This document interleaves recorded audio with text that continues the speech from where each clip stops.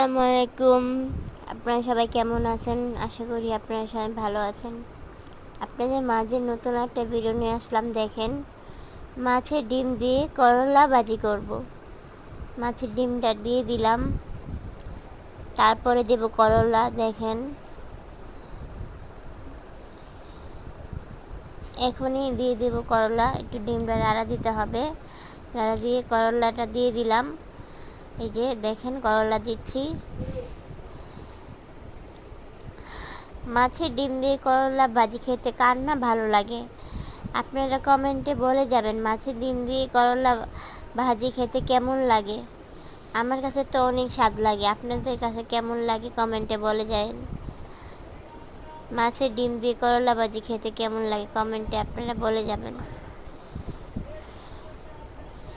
দেখে নাড়া দিচ্ছি, কিছুক্ষণের ভিতরে হয়ে যাবে করলা ভাজি দিয়ে মাছের ডিম।